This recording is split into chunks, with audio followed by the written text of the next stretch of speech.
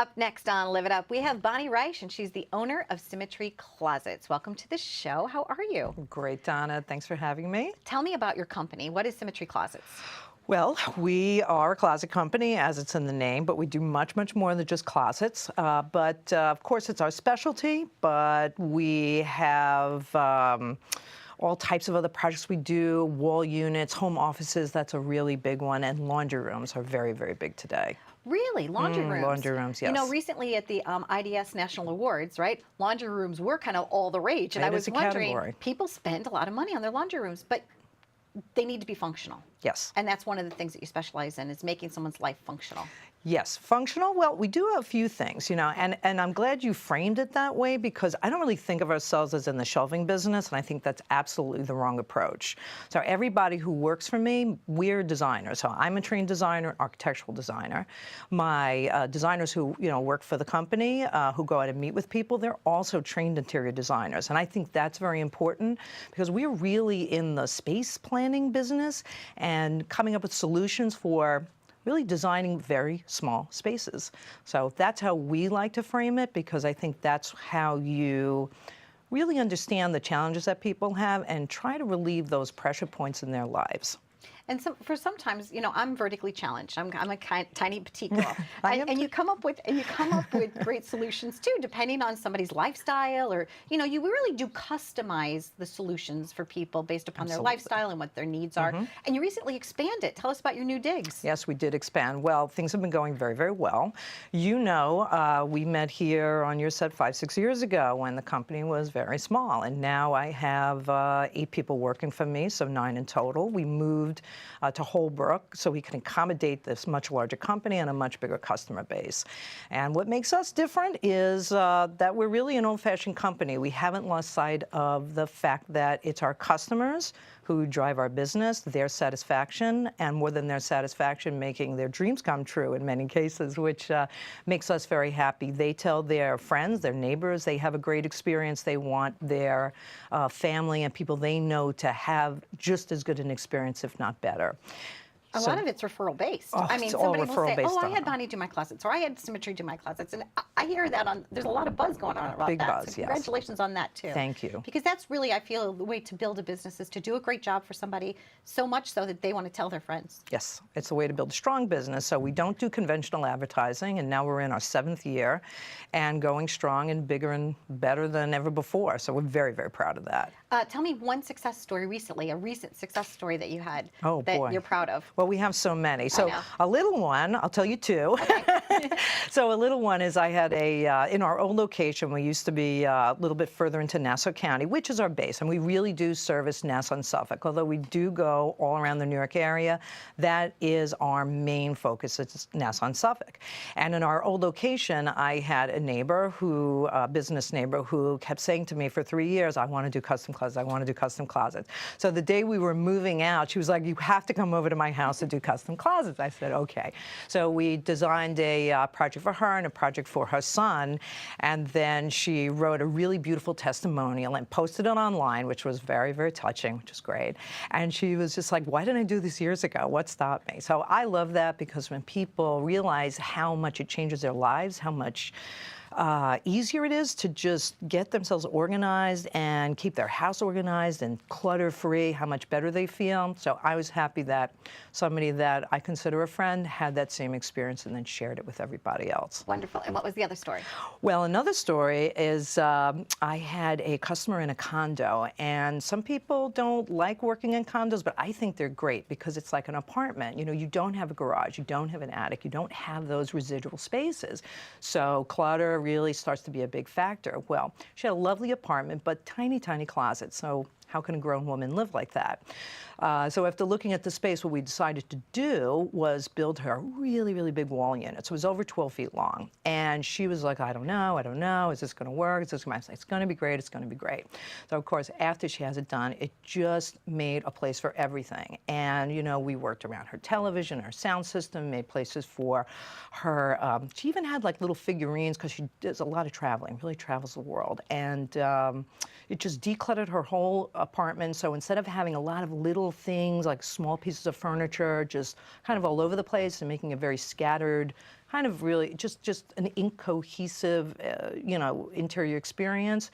We gave her this beautiful sweeping wall unit, unified the room, so now it's just a sectional sofa, coffee table, and that lovely wall unit, and her apartment is awesome. Excellent. Well, thank you as always for joining us. Thank you. Look forward to seeing you at all the big events that are coming up for the IDS, and thank you very much. Thank you, Donna. We were just visiting with Bonnie Reich. If you need one of the solutions and she can make a solution just for you, please reach out to her at Symmetry Closets. Thanks for watching.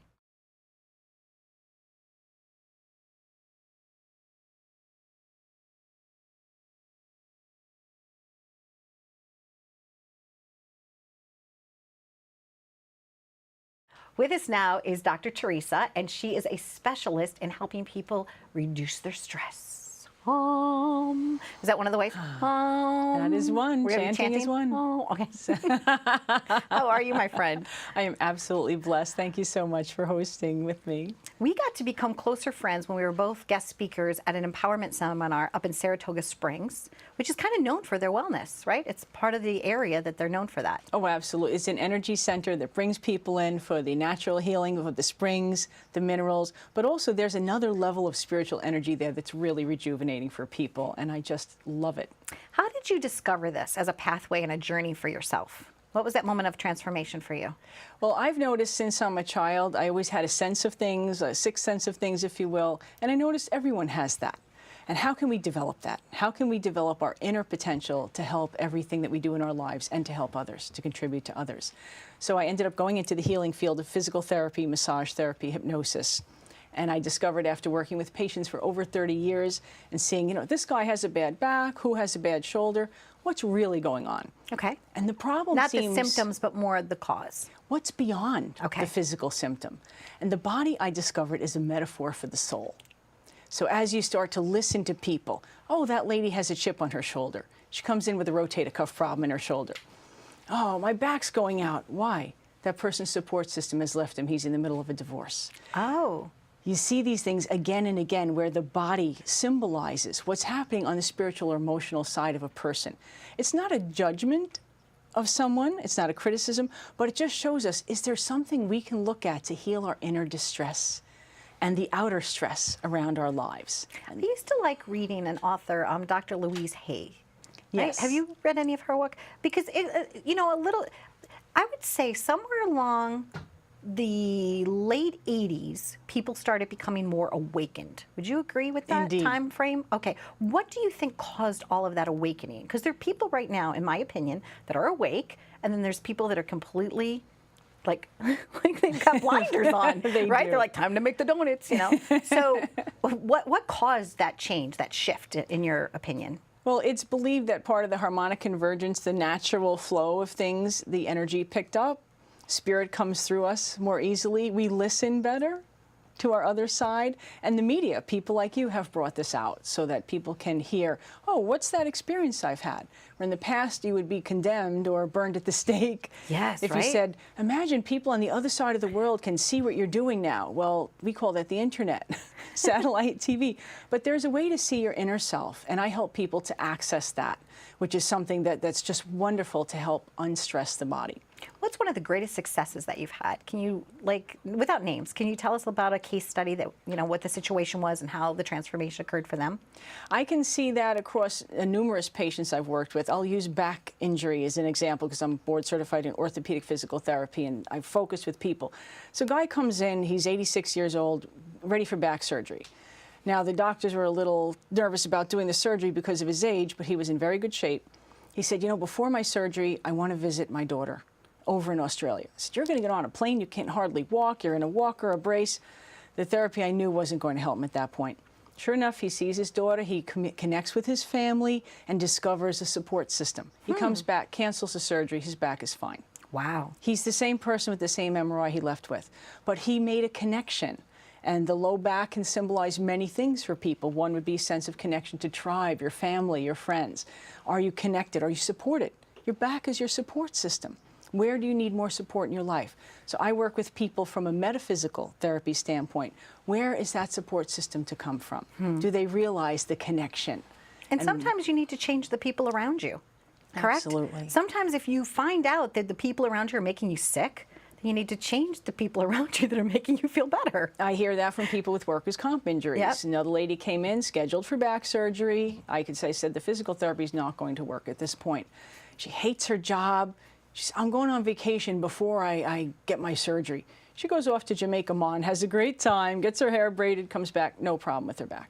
She's there for a week. And I see you have these little cards. So before we wrap up, I want to find out, what is that? What are we going to do right here? Remember the mood rings of long ago? Yeah. Well, I give people a sense of their level of tension. And if you put your finger on the little spot, it's a biofeedback card. Okay, should I shake this like a Polaroid to get your tension off of it? Hold on. No need One moment, to. please.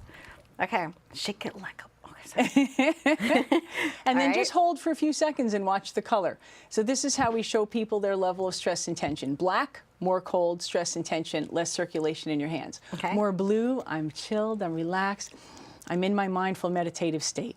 And that's what I do to help people to achieve that state. Check it out. Let's see what color you got. Never been seen before. How's that, Doc? She's chilling.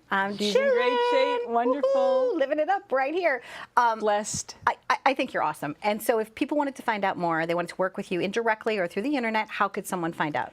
Go to my website, myMetaPhysicalTherapist.com. Excellent. Thank you very much, Dr. Theresa. Bless you, Donna. Thank you so much. Thank you for joining us. We hope you're feeling well and happy. And if not, she may have some answers to fix it. This is so cute. Indeed. Do you remember wearing a mood ring? I'm going to make mine into a ring. You could do that.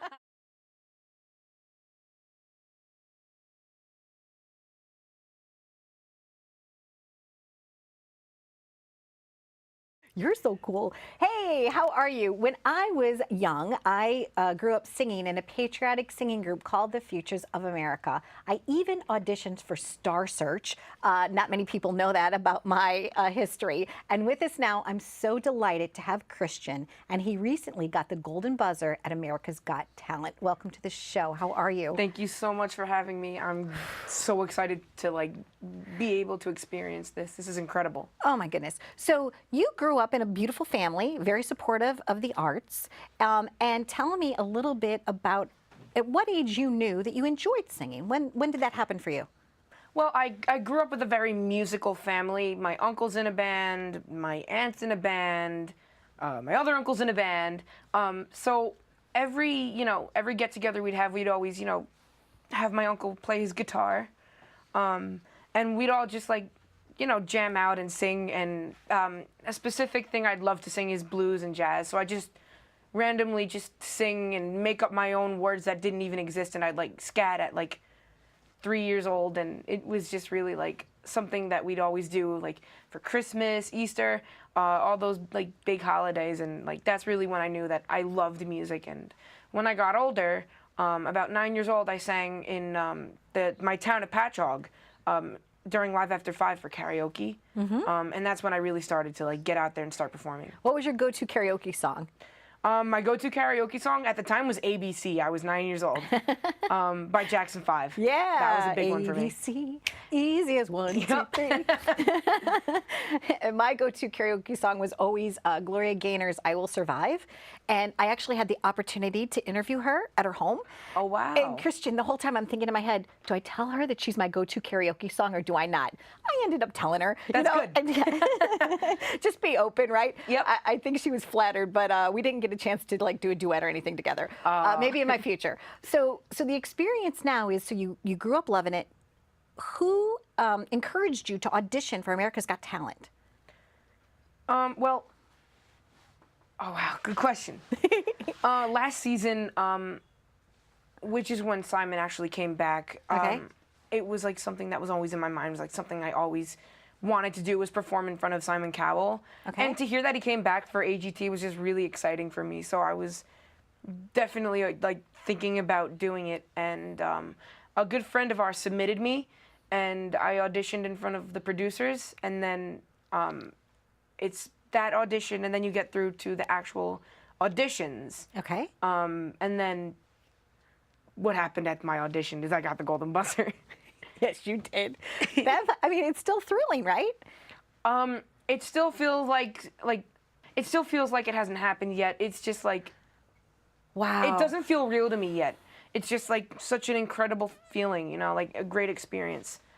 Dreamlike. In fact, I absolutely dreamlike. And you said that you actually had a real dream that you were performing for Simon Cowell. Yes, I actually always wanted to perform in Simon Cowell because of his huge, stature and not. Let me say that. Okay. How, his reputation in music and just how he is. He's so honest that I feel like he was gonna tell me how it is, whether I liked it or not. Got it. What's so interesting about Simon, and a lot of people did that have researched his life, is that he's a self-made person. Things didn't always come easy for him. So sometimes you're watching him and you're like, oh, he's so full of himself, or he's so this, or yeah, it's easy for him because he's like multi-zillion trillionaire, right? But he kind of reinvented himself many times over. Life has not always just been so easy for him. He's overcome a lot of challenges. Yes. And I know that about you as well, because you have a blindness. Would you call it a disease or disorder, Christian? What is it known as? Well, I was born with a retinal degenerative disease. Okay. It's called Leber's congenital amaurosis. It's LCA for short, and it's pretty much you're missing a gene in your eye. So you're missing this gene, and this gene doesn't produce proteins that your cells need to see. Okay. So as this gene is missing and is not producing proteins, your cells are slowly dying off. And by the ages from 15 to 30, I would have gone completely blind if it weren't for gene therapy. So the gene therapy allowed you now to have some sight, or did it retard the growth of the blindness? What is the gene therapy doing for you? Well, the gene therapy it took a copy of that gene that I'm missing. Okay. And it's put into a safe virus, and it's injected into my eye. And the virus's job is to help find that gene's place. And once the gene finds the place, it starts producing the proteins needed for my eyes to start seeing. Excellent. And how is your sight now? I still do have some issues with my eyesight. Okay. But I've been able to see so many things that I haven't been able to see before, like the stars. One particular thing that really stood out with me is I saw the moon for the first time during a show at Adventureland. Okay. We were at Adventureland performing for one of their talent shows, and it was my turn to go up on stage. And one of the MCs there, Triple Threat, we call him, started calling my name, and I wasn't paying attention to him because I was just looking up in the sky. Wow. So Triple Threat walked down, and he was like, Christian, you're coming on. It's your turn. Right. And I'm just looking up, and I'm looking right into the sky, and I'm looking right at the moon. And he goes, what are you doing? You looking at the moon? I'm like, that's the moon? Wow. So it was crazy for me because I've never seen anything like it before. It's just I still can't get used to it. When you're able to see something like that for the first time, it's something you'll never forget. I love that. My favorite song ever is Van Morrison's Moon Dance. It's a lovely night for a moon dance. I love that song. I think that might be one of the songs that you might perform sometime. I don't know. I think it needs to be on the list. You got some significant attachment to that. So let's go back and let's talk about the fact that you did get the golden buzzer. So what's going to be happening? You're part of the live performance now? When will that be happening? So I got Howie's golden buzzer. Okay. And what that means is I skip the middle rounds and I go straight through to the live shows. Wow. And the first live show is the quarterfinals. Okay, the quarterfinals. And so people are going to be able to call in, they're going to be able to vote for you and participate in that. Absolutely. Okay, and are you allowed to tell your song that you're going to be performing or not yet? Is it secret? I'm not. It's completely secret. But I will say that this song is a song that I've really connected with, and I just feel so strongly about it. It's a beautiful, beautiful song, and I can't wait to perform it. And you also got a chance to meet and work with Sal Valentinetti. Yes. You had lunch with him, right? What did you have for lunch? Anything good? We went to an Italian restaurant. Okay. And we had a pasta carbonara, and it was good. But it was just so incredible to be able to sit and break bread with Sal. He's such a great guy. We're wishing you all the best of luck. I was so excited, to talk to your mom on the phone and to invite you here on Live It Up. You are the epitome of how people should live it up, Christian. You truly embody that, and I thank you so very much. I'm touched by you. Thank really, you so truly.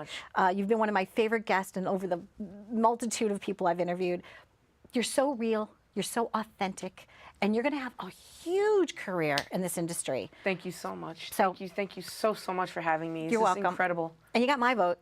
Oh, thank you so much. Go, Christian. Go, Christian. And I said to you, drop the last name, right? No disrespect to your family, but it's a difficult one to pronounce. I've got Giordano, Guardo. I've gotten Guardillo once. Guardillo. Yeah, I've gotten Amarillo. Guardillo before.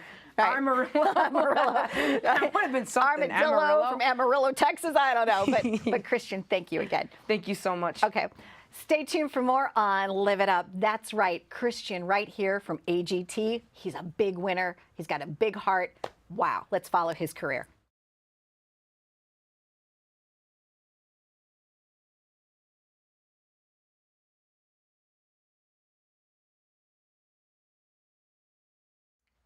Hi, this is Donna Drake from Live It Up, and recently I've been asked to do a lot of public speaking, and I've been a public speaker for many times over the years, doing MC work, motivational speaking.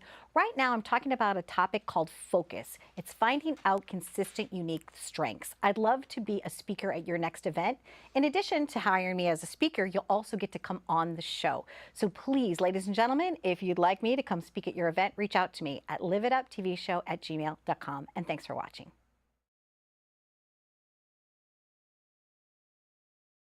I have great friends with me here today. We are going to be visiting with Michael and Nancy, and they are representing Big Brothers and Big Sisters of Long Island. Welcome to the show. Thank you for having us. So I love this charity. It is such an integral part of our Long Island fabric. And one of the misnomers about the organization is that it's just for people that don't have fathers or mothers, correct? So Michael, can you talk about that point, about how Big Brothers and Big Sisters can service the entire community? Yeah, and I think a huge misconception is that the little brothers are from families that their parents and guardians don't have the capacity to take care of them.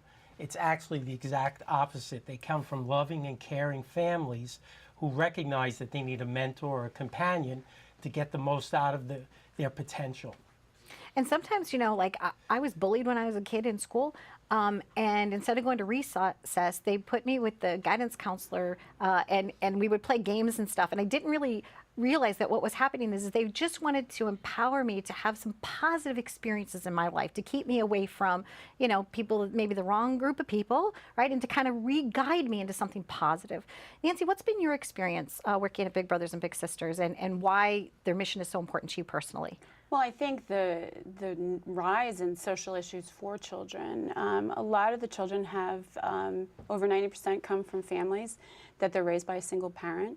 They don't get a lot of time outside to socialize and to interact, and very often their big brother or big sister is the person that really gives them those first experiences. First time on a train, first time at a game. We send people to the Jets games and the Giants games and the Nets and the Knicks, and they get an opportunity to do things that they would never otherwise have the chance. To open their eyes to opportunity and possibility. Mm-hmm. Absolutely. What have you enjoyed most about being a Big Brother, Michael? I think, as Nancy said, there's a lot of firsts that I've been able to do with Juan. He loves sports, so he would like to do that 100% of the time. But Big Brothers, and what I would tell volunteers, we really need male volunteers, male volunteer bigs, is that the agency will always have activities for them to do. I've taken Juan to museums and even a tour of a college campus, things that he might at first not want to do, but once we do them, it takes a great interest, and it expands his horizons and really gives him some new avenues to explore. And Nancy, what's the application process like for a big? How does the process work? Well, there's a process for volunteers, people interested in volunteering, but there's also a process for the family so that we can make the right match in the end. But volunteers come in. The first thing they have is an orientation over the phone. Gives them a sense of what we're all about, what the time commitment would be, what the expectations should be, and we are free. The first phone call is about those rules and sort of what to expect as you go forward. And if people are still interested, we move on to an assessment, which is about an 1.5 to 2 hour interview. And we ask all sorts of things. And some of the questions are fairly personal so that we can get to know you and your interests. You may play the guitar, and we may have a child that's interested in learning an instrument. And finding something where there's a shared interest helps that relationship build that much faster early on. And you come from the corporate world, Michael. So let's talk about that transition between, you know, achieving great success corporately and how you're applying that to your success as a person. Yeah, so I've been extremely blessed in my life, and I'm always looking for an opportunity to give back to the community or to make someone's life easier, even in a small way. So I was fortunate enough to work for the Nature's Bounty Vitamin Company, and I had the opportunity to be chairman of their foundation, which supports charities on Long Island. One of those was Big Brothers Big Sisters, and I got involved in supporting them in their scholarships and a lot of different events that we sponsored for them. And I saw the great work that they do, and I said it'd be a perfect opportunity for me to give back. So I applied to be a Big Brother. Fortunately, I was accepted, and it's been the best decision of my life, actually. Congratulations. Thank and you. I see all the wonderful things that you've done, and you know, we've gotten a chance to work together a few times. Recently I was the MC for the fabulous fashion show that you put together. Yes. And so Nancy, you know, in closing, what would the appeal be? What is the need for you right now? We have over 450 boys on our waiting list. Okay. So we're in crisis mode. We've added 2 positions. Mike's is the first, and we've also added someone to work on recruiting on a full-time basis so that we can change this. These are kids that have already raised their hands. Imagine how many more there are that could benefit from having a mentor in their life. So we need to move into full action mode. We're doing incredible things with the programs we have, but we need to help the children that are waiting for help. I couldn't agree more. And that's why I wanted to invite you in, because I said, if we could do anything, it's just about raising awareness. Absolutely. That you're there and that there's a need, and that both families are benefiting as well as the bigs. Yeah, right? absolutely. I mean, And the commitment is a few hours twice a month. okay. And believe me, you spend more and more time as you get involved, and you want to go back every week and be with them, because you get just as much out of it as the little does. Thank you very much for joining us. Thank you, I Donna. can't wait to be working with you in a closer community way, and I celebrate you and the fact that you've both been so dedicated with your lives, and hopefully that'll encourage other people. Thank you. Yeah, thanks for all your support. You're Donna. welcome. Stay tuned for more on Live It Up. If you've ever considered this type of an opportunity, today's the day to act. Thanks for watching Live It Up. Take my hand, come with me, and we'll find better ways to be something much more. Thanks for watching Live It Up. You can visit us at liveituptvshow.com.